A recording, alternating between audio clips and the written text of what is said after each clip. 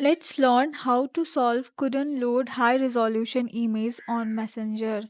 First step, what you have to do is scroll down the notification panel, turn on the aeroplane mode for 10 seconds, turn it off after 10 seconds.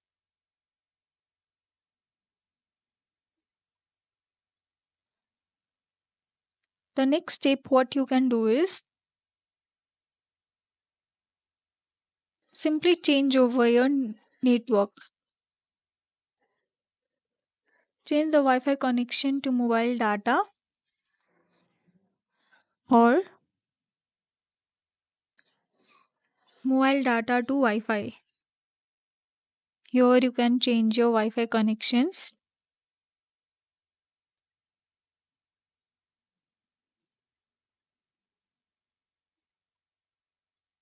Third step, what you have to do is go to the setting and scroll down, go to the apps, tap on manage app, here search for messenger, scroll down, your connection methods.